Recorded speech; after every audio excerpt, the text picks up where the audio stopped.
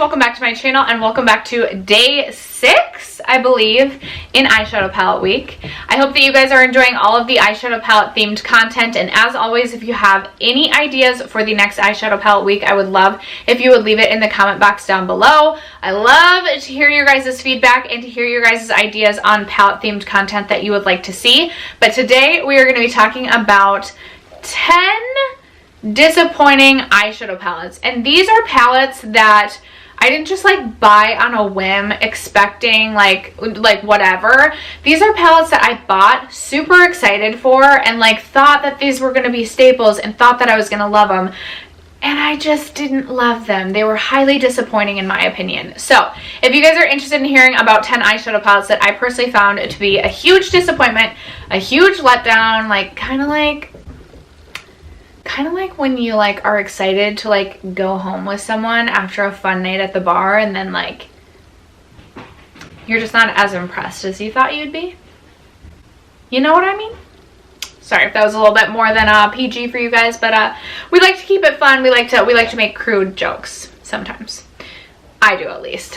And if you don't, I might not be the person for you, but if you do like crude jokes, palette humor, and project panning, I would love if you would subscribe if you have not already. And other than that, let's just get into these disappointments, okay? All right, so I'm gonna start with the 3 palettes that I no longer have. 2 of them being from Urban Decay. One is the Urban Decay Ultraviolet palette. I was so excited for this, especially because this released at a time that I was super into purples. I really like purples, but I went through a phase this summer where it was like every day I couldn't help myself. I like had to create a purple look, and not just like your everyday like cute little mauve tone look like I've been into lately. Like I was like loving to go ham on like more interesting, maybe not interesting to you guys, but interesting to me, purple looks. And I was really excited for the Urban Decay Ultraviolet. I thought I was hearing some decent reviews. There certainly were mixed reviews, but I thought that this was going to work for me.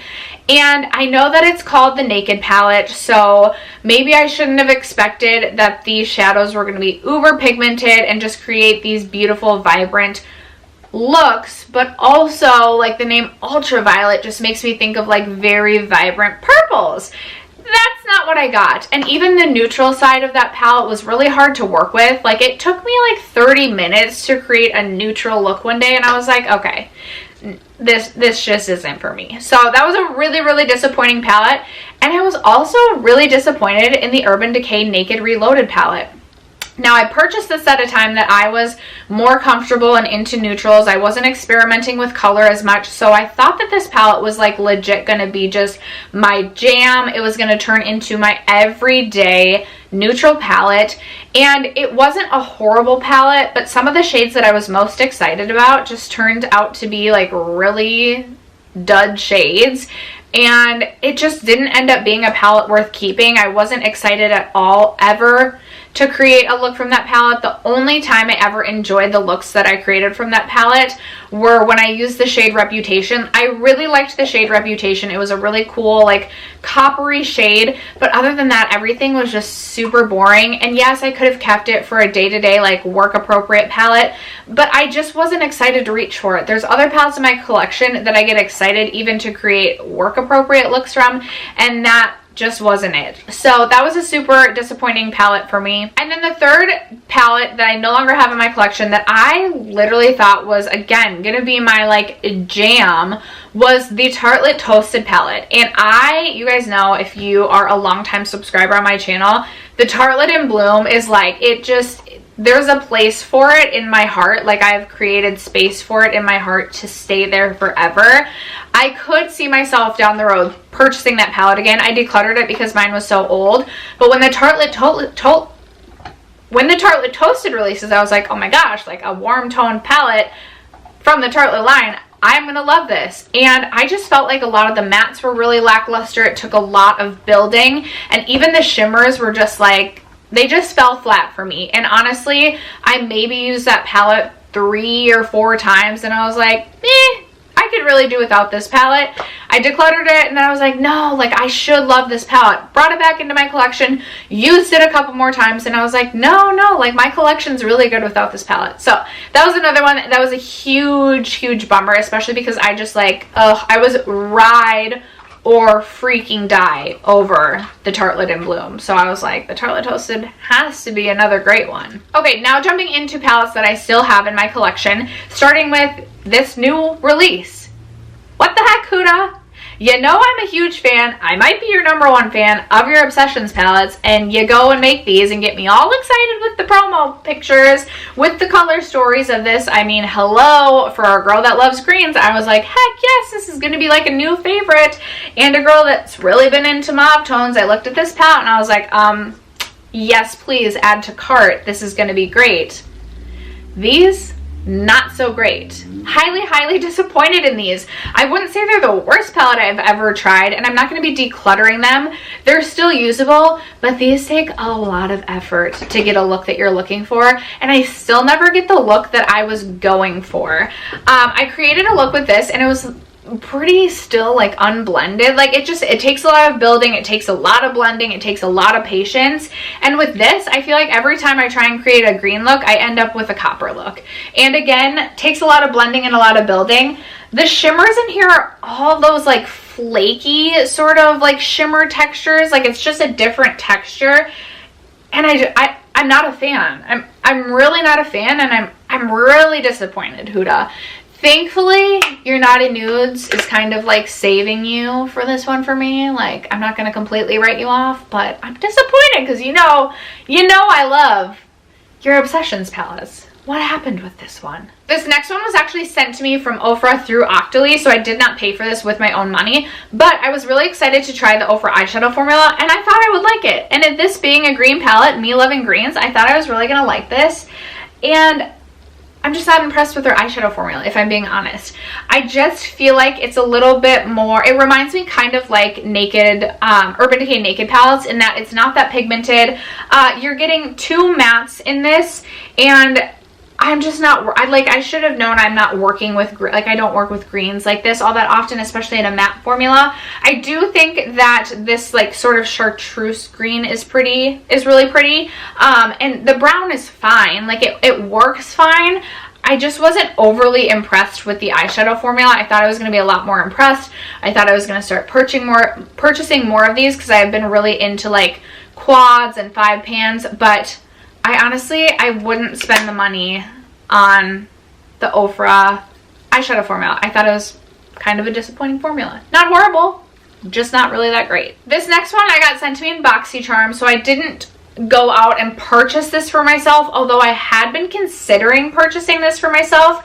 And I don't know if because this came in BoxyCharm, it is the exact same formula. I know sometimes there's some like shady shiz with that, you know, sometimes the formulas between BoxyCharm and the actual like product that the brand sells on their website is different.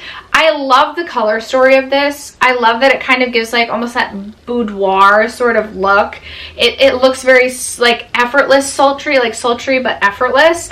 But these shades are really powdery. So it's not that I don't like the looks that I create with this. I just find that the shadows are just annoying to work with because they're so powdery, and not in a powdery like pigmented way. Like like with all of the ABH palettes, I really don't mind the kick up. Honestly, kick up doesn't bother me. It's just like, it's almost like a dry powder, almost like a baby powder type of texture. I don't know. There's just something about it. I still like the looks that I create, and honestly, I'll keep this palette around. I think it's fine, but it was definitely a disappointment. Woo, baby, this was a disappointment. I thought I was gonna love this. I really like Lawless as a brand. I really like Annie Lawless, and I was so excited to purchase the one eyeshadow palette. This is something when it released, I really wanted it, but didn't want to spend the $65 on it. So when it went on sale for $45, I was like, okay, like, yeah, I'm definitely picking this up.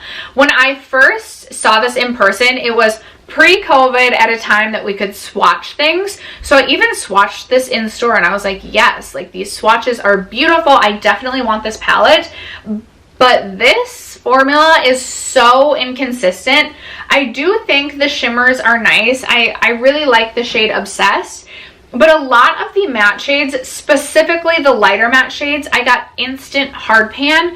And I don't know if the palette was on sale because they were trying to sell through like their old stock, and maybe this was just older. Lawless is clean beauty, so perhaps it expires quicker, although the shelf life on this is 18 months.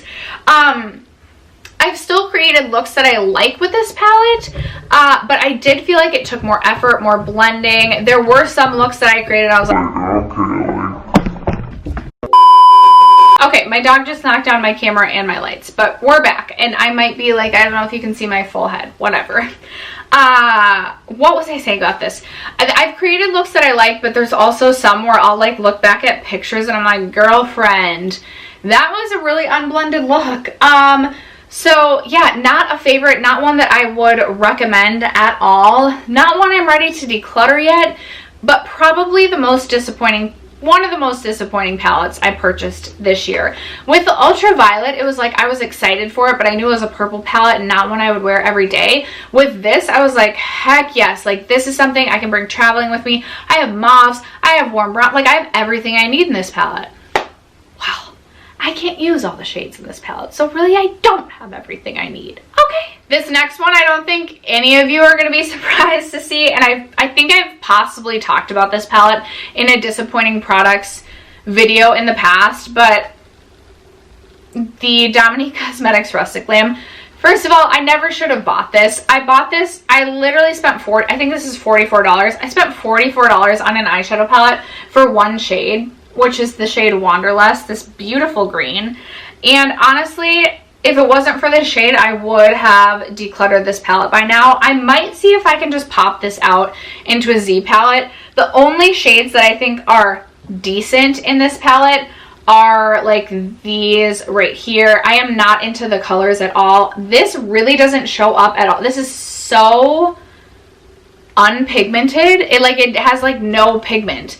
If you have like even like light to medium skin tone, like this is like not gonna show up. I don't know. The latte formula was so great. This formula, not great. And I was highly disappointed in this palette. I don't think this will be in my collection come the end of 2021. Again, I will probably just either try and pan this shade and really love it and get use out of it and then just say goodbye to the palette, or try and pop it out into a Z palette. But I was highly disappointed by this. I thought the packaging is so cute, but the product inside, not great. And then the last palette that I have to talk about is one that I purchased a couple of years ago when it felt like Zoeva was like all the rage. Like everyone was talking about Zoeva palettes. They were the best. They were amazing. So I purchased the Cocoa Blend. This seemed like a really safe option. It felt like there was going to be a lot in here that I could use. And this just is not great. The only shades that I really use in this are to set my eyeshadow and then to create the most basic neutral brown look with these mattes. The mattes perform really nicely. They blend really easily. I don't have a problem with the mattes. It's the shimmers in here that are so lackluster, so dull, and I'm sorry, in my opinion, so boring. I'm like, why do people think that this is so good? Unless you like a really subtle, subdued look, which I know there's people out there that do, like all the power to you. You probably would really enjoy this palette, but I was like, huh? Why is everyone talking about Zoeva palettes? This did not encourage me to want to try another palette from them, another color story, another anything. Sorry, I keep touching my hair.